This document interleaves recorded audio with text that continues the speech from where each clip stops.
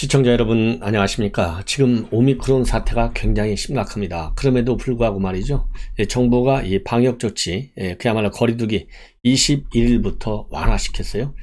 사적 모임 제한 인원을 6명에서 8명으로 확대하기로 했습니다. 이미 지난달 18일하고 이달 4일 두 차례에 걸쳐서 이 완화 조치를 취한 바 있는데, 이번에가요 세 번째 완화 조치입니다. 그래서 이제 식당과 카페, 이 다중 이용 시설 영업 시간이 11시까지로 11시로 이제 이 시간은 그대로 유지가 됐는데요.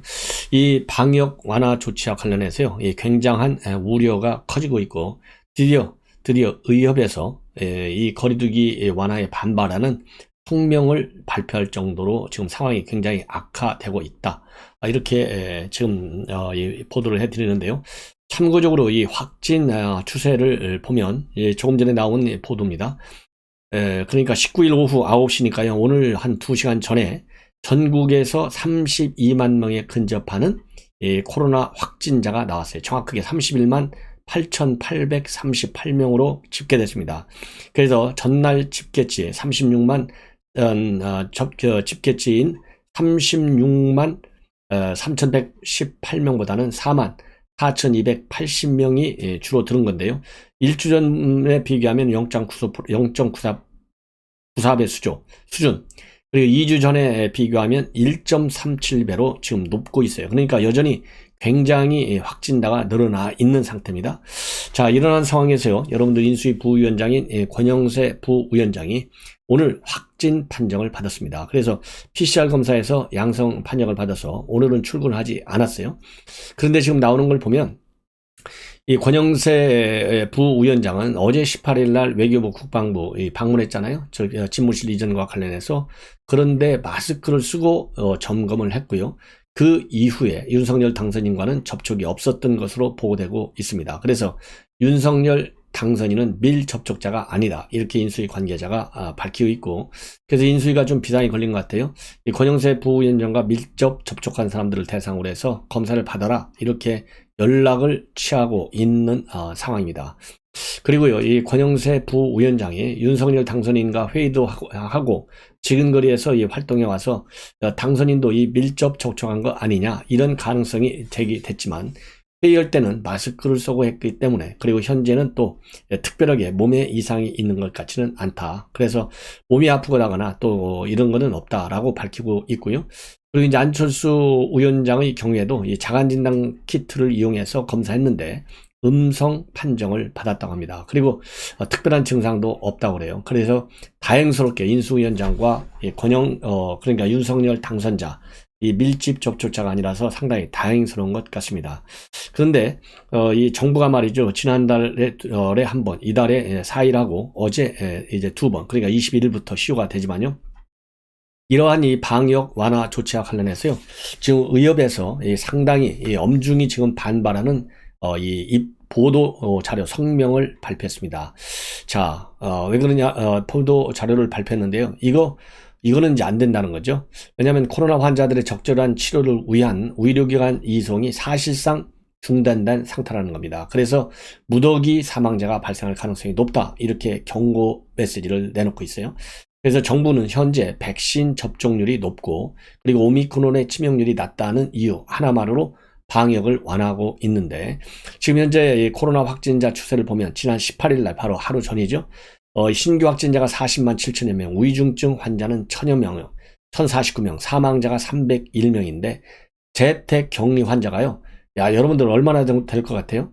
재택 격리 환자가 무려 200만 명을 넘어서고 있다고 합니다. 그래서 17일의 경우에는요, 일일 확진자 수가 62만 명. 야, 이거 어마어마하죠? 사망자 수가 17일입니다. 지금 이틀 전이에요. 429명. 그래서 현재 사회 기능이 마비되고 보건소나 의료기관의 재택 치료 관리가 굉장히 어려운 상황이라고 합니다. 그래서 코로나 환자 발생률이 치명률 감소를 상회할 정도로 이 사망자가 급격히 늘고 있기 때문에 정부에서 발표하는 사망자 수만으로 단정을 짓는 것은 굉장히 위험하다. 현 시점의 사망자 수로도 인구 대비 전 세계 최고 수준이지만 여기엔 짧은 격리기간 해제 후 사망한 사람들은 포함되어 있지 않다. 오미크론 감염 이후 기저질환의 악화로 인한 사망도 증가하고 있고 현재 집계되는 코로나로 인한 사망자 수는 오히려 과소평가된 것이다. 이거 굉장히 위험한 상황인 것 같습니다. 예, 그러면서요, 현재 10명 이상의 확진자가 발생한 요양병원이라든가 병원이 서울시에만 얼마나 정도 되는지 아십니까? 거의 200개에 육박한다는 겁니다. 그래서 코로나 환자들의 적절한 치료를 위한 의료기관 이송이 사실상 중단된 상태다. 그래서 무더기 사망자가 발생할 가능성이 높다는 것이죠. 그래서 코로나 전담 의료기관에서도 직원들이 잇따라 감염돼서 더 이상 버티기 어려운 상황에 직면해 있다고 지금 밝히고 있습니다. 그래서요, 지금 대안으로요, 의료기관 내 전파를 막으려면 검사 접근성을 높여야 하므로 신속 항원 검사, PCR 검사의 건강보험 적용을 확대해야 한다.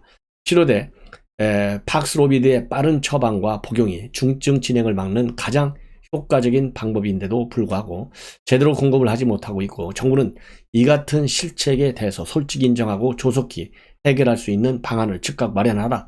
증상 초기에 의료진이 즉시 처방할 수 있도록 충분한 공급을 확보하고 고위험자 치료 패스트 트랙을 시행할 것을 강력히 촉구한다. 이 문재인 정권의 무능한 방역이 우리가 생각한 것보다 굉장히 심각한 것 같습니다.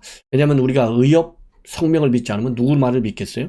왜냐하면 의협에서 내놓는 이런 성명은요, 정치색을 배제한 철저한 팩트와 통계를 바탕으로 한 전문적 비판과 대안 제시지 않습니까?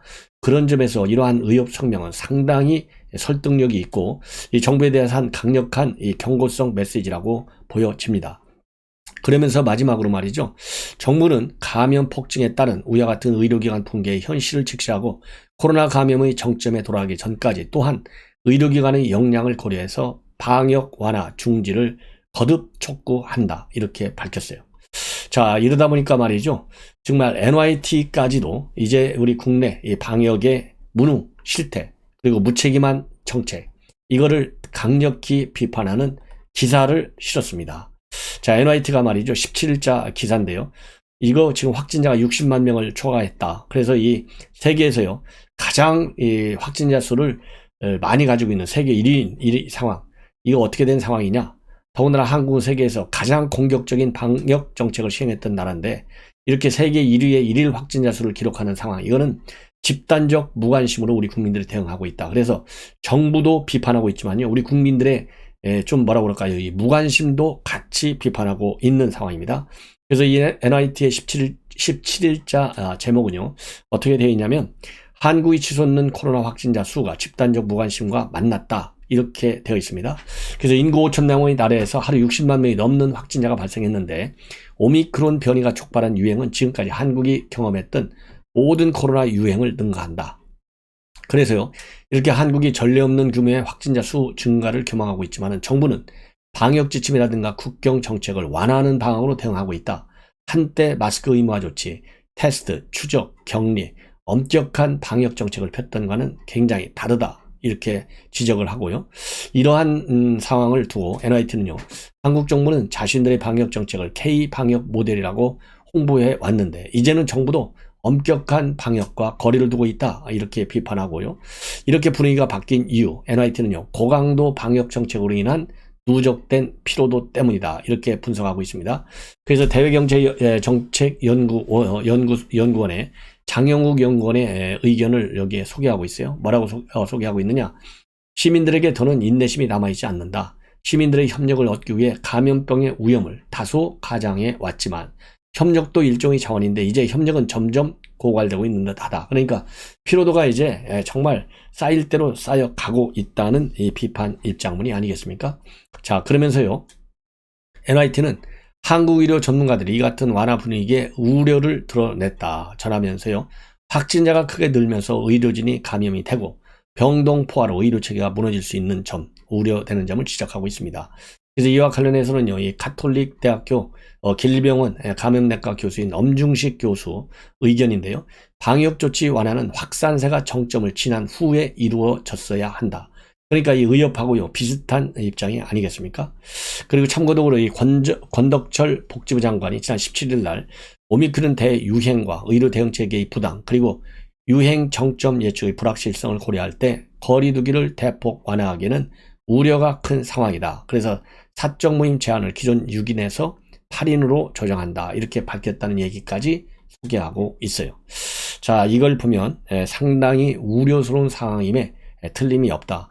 그래서 지금 NYTG가 지적하고 있는 대로 제가 이제 어제 각종 자료를 통해서 대한민국이 1억 이하, 인구가 1억 이하인 국가 중에서요, 이 확진자 수가 가장 높은 1등이라는 악명을 우리가 지금 가지고 있다. 이런 취약점을 말씀드린 바 있는데 매우 상황이 심각합니다. 그래서 지금 이제 방역 조치 6인에서 8인으로 넘어가면 민생 경제에는 좀 도움이 될지 모르지만은요, 이렇게 세계적으로 부끄러운 이 방역 문제가 그래서 부끄러운 나라의 이 위상, 이거는 전부 문재인 정권이 누적시켜 온 이 방역의 실패 때문이다. 이렇게 판단이 들고요. 그런 측면에서 6월 지방선거도 우리 국민의힘 후보들에게 대대적으로 좀 밀어줘야 되는 것이 아니겠느냐. 다만 이 지방자치단체 뭐라고 그럴까요?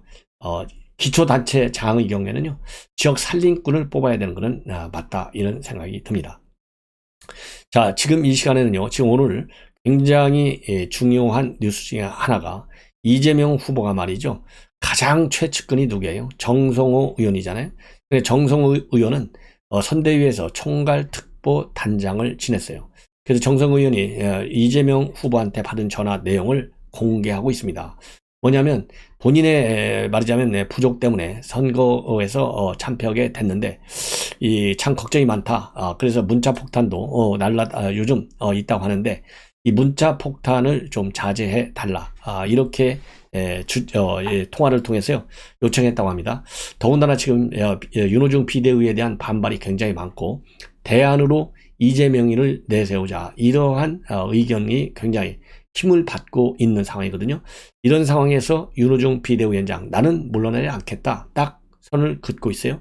자, 그럼에도 불구하고요, 내부 분란이 지금 꺼지지 않고 있는 상황입니다.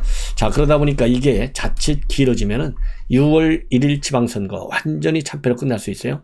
자, 그러면 본인 사법 리스크 있죠? 대선 패배에 의해서 지방선거 또 패하죠? 그러면은 완전히 운명이 끝난다, 이렇게 보는 위기의식을 가지고 있는 것 같습니다. 자, 그러다 보니까요, 이렇게 갑작스럽게 정 의원한테, 최측근인 정성호 의원한테 긴급 통화한 것이 아닌가 생각이 드는데, 이 긴급 통화 내용을 간략히 말씀을 드리겠습니다. 자, 그래서요, 이 정성호 의원이 통한 뭐라고 공개를 하고 있냐면, 이재명 상임 고문한테 전화를 받았는데 오랜만에 전화했다. 전보다는 목소리가 조금 편안해진 듯 하지만 톤이 여전히 낮았다. 이제 열흘 지났을 뿐이다. 그렇죠? 오늘 19일이니까 딱 열흘 지났죠. 그러니까 아직도 회복이 덜 됐다. 이건 지극히 당연하다. 그만큼 실패 충격이 크다. 이거를 이제 부가적으로 알려주는 그런 의미의 메시지라고 봅니다. 그러면서요, 지지자들과 당에 대한 걱정이 많았고 자신이 부족해 실패했는데 고생한 지지자들과 의원들 사이에 불신과 갈등이 생기고 있다는 이야기를 들었다고 이재명 상임 고문이 밝혔다는 겁니다. 그래서 의원들에게 문자 대량 발송이 간다고 하는데, 하는 사람에게도 받는 사람에게도 내가 너무 미안하고 면목이 없으니 자제를 호소하는 메시지를 내달라, 이렇게 얘기를 했다고 합니다. 그러면서요, 아무리 의도가 선하더라도 누구에겐가 집단적 강요로 느껴진다면 그것은 바람직하지 않다. 분열과 분노는 우리 스스로의 상처만 해집게 될 거다, 이런 우려를 표명했다고 해요. 그러면서 이번의 패배를 넘어서 승리의 길로 가기 위해서는 서로 손잡고 위로하고 더 크게 단합해야 한다.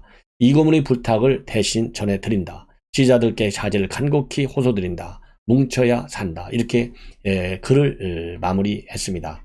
자, 문자 폭탄은요, 어떤 이유가 됐든지 간에 바람직하지 않은, 그야말로 불법적이면서도요, 이 비신사적인 의사 표시의 일환이다 라고 봅니다. 그래서 이 문자 폭탄, 이거는요, 반드시 자제되었고, 여든 야든 말이죠, 이거는 새로운 형태의 말하자면 정치 테러 행위나 마찬가지가 아니겠느냐, 이런 점에서 저도 상당히 유감을 표명하고, 이재명 지금 상임 고문이 말이죠, 열흘밖에 지나지 않았기 때문에 아직 목소리가 지금 여전히 좀 톤이 낮다. 이거는요, 제가 보기에는 단순 패배뿐만 아니라 지금 제기되고 있는, 지금 뭐 특검 문제도 걸려 있고, 지금 뭐 이정수 지금 서울중앙지검장이 바뀌면은 어떤 또 이 수사가 될지 모르지 않습니까? 이거는 뭐 이재명이가 더 잘한 거 아니겠어요? 그러다 보니까 목소리가 살아날 이유가 별로 없다고 보고요. 자진해서 저는 출두하라. 그게 살 길이다 라고 저는 메시지를 남기고 싶습니다. 시청자 여러분, 잠시 후에 다시 중요한 뉴스 몇 가지 마무리 방송으로 해드리겠습니다. 우리 시청자 여러분들께서요, 많이 시청 좀 해주시고, 제가 이 구독자 분들 중에서 방송을 안 보시는 분들이 굉장히 많은 것 같아요. 그래서 구독을 이미 하고 계신 분들은 제 방송 조금 여러분들 취향과 다를지 모르겠는데 제가 최선을 다해서 좋은 내용으로 계속 만들어내고 있습니다. 그래서 구독을 하신 분들께서는 꼭 제 방송 알람을 설정해서 많이 들어주시면은 이 정권 교체는 됐지만은 성공한 윤석열 정부, 그리고 6월 지방선거에서의 압승에 크게 도움이 되지 않을까 그렇게 생각을 합니다. 대단히 고맙습니다.